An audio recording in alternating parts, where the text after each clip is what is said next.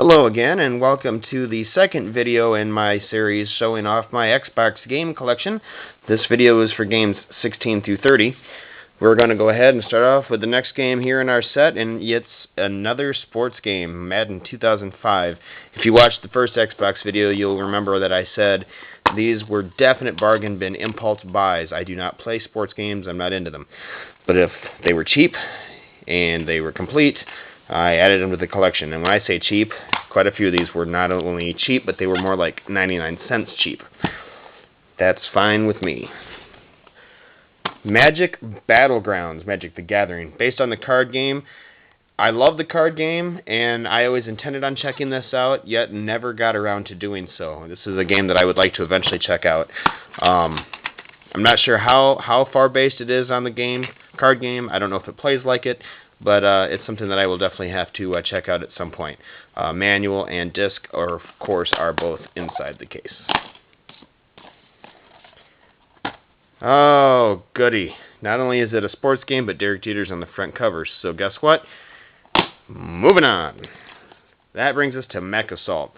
Now this game is good for many reasons. It's a mech-based game, which is always cool. You can blow up other mechs, blow up things.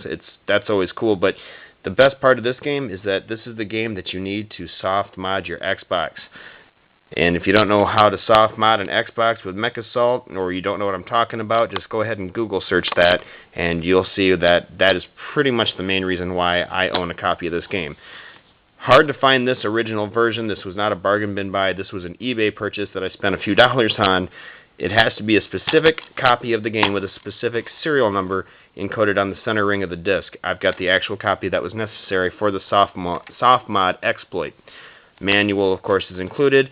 The disc, though, the most important part, I would have paid 20 bucks at least just for the disc alone, because having a soft-modded Xbox gives you so many capabilities, and you'll see that in my my video review of my Xboxes in the collection videos. Okay, moving on to MX World Tour. Horrible game, horrible game. I've never read anything good about it. The videos make the game look pretty crappy, not any fun, but price tag, $4.99. Obviously, you can see I've never even opened it, therefore we're automatically making it complete. I bought it at the now closed down and defunct Kmart store on the old side of town I used to live on. Saw it, like I said, impulse buy. Narc. Yes, another game I intended to play. I was a huge fan of the original NES game back in the day when I was a young kid. Saw this, had to buy it, wanted to play it, never got around to it. Like I said, I've got so many games. This is complete, of course, with the manual and the disc. And from what I understand, the original NES version isn't unlockable in this game. So, if anything else, that right there makes this one worth it. It says $19.95 as a price tag on here. I can't confirm that that's what I paid for this. I think I paid actually less than that for this game. But nonetheless, that's another game I want to try out at some point. Oh, NCAA Football 2005. Sports, complete, bargain bin. Moving on. Oddworld, Stranger's Wrath. I actually played the Oddworld game on the PS1, and I actually enjoyed it quite a bit. So this is a game that I wanted to have in the series, and again, I wanted to play at some point. Never got around to it. It was bought brand new, I remember that. I think, again, it was another Kmart buy. It was cheap.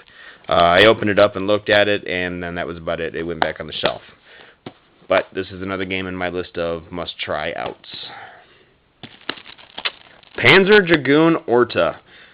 I'm a fan of the original Panzer Dragoon series on the Sega Saturn. I'm also a lover of all things Sega, so that's right here. Obviously, as you can tell, it's a Sega game. Never been opened, still sealed. This is a game that's on the very top of my must-try list. I fully intend to play this, but like I said, with all the games that I have, I'm kept quite busy.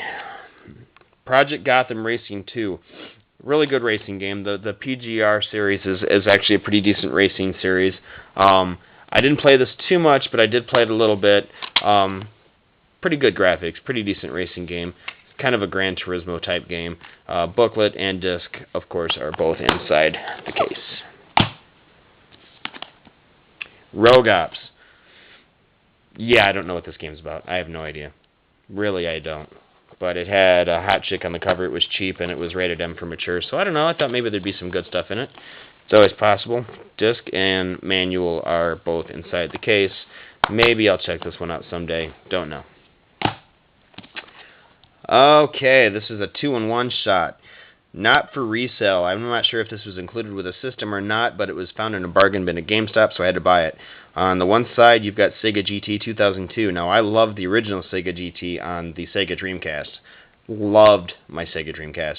So, of course, I had to check this out. But if you flip it over, you'll see that it also includes Jet Set Radio Future, which is the sequel to Jet Grind Radio on the Dreamcast. Again, we don't need to go into how much I love my Dreamcast.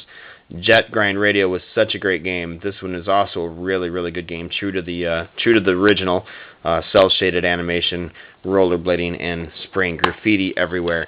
It's a split disc. Both games are included on one disc, and we have a two-sided manual here inside the case. This is definitely one of the ones I like having in my collection. Yet, I think this one is just even cooler. Shenmue 2. The ill-fated series that never got to go very far in the Sega Dreamcast. It was supposed to be an ongoing series, starting with number 1, and I believe at one point there were supposed to be 16 parts to this game that were all supposed to continue with each other and allowed you to take your information from one game to the next. Never happened. After the first one was on the Dreamcast, the second one was released in the United States, but only on the Xbox.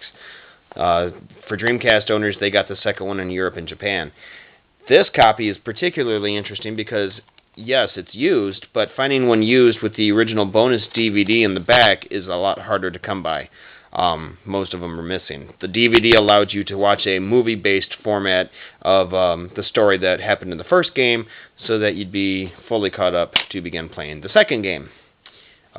Discs both included in mint shape with the manual and, of course, my receipts from where I purchased this collection. For about, I think, like $16. It was on sale. So this is definitely one of my prize games. Now we have another two-sided not for resale, just like the Sega GT and Jet Grind Radio, or Jet Set Future rather. Star Wars Clone Wars and Tetris Worlds. I've never played either one of these. Anything that's based on Tetris is, of course, fun. Not big on Star Wars, but I figured that, again, this was cheap in the bargain bin for about $2-3, so I decided might as well go ahead and add that to the collection. Okay, now for our 30th game in this Xbox series, we have Star Wars Knights of the Old Republic 2. The Knights of the Old Republic series 1 and 2, I know on the Xbox, are very, very popular, very fun for most of the Star Wars fans. I cannot say that I've actually played them. However, I've watched others play them. They're fantastic-looking games. Both became platinum hits in the Xbox line of game titles. This is, of course, complete with disc and manual. Finding games without the platinum hits covers and inserts is actually something I actually would rather look for. I prefer the original cases rather than the re-released silver or gray, if you will, platinum covers for the Xbox titles, much like the PS2 greatest hits titles with the red stripes. I prefer the originals. This one I found at a Walmart for about $20, I believe, and since it was still in its original cover and packaging, I decided to go ahead and snap it up and add it to the collection. Okay, so there you go. There's the next 15 games in the series for my Xbox game collection. And check us out for the next video, which should pretty much wrap up the rest of the games I have in our collection for the Xbox titles. And as always, thank you for watching.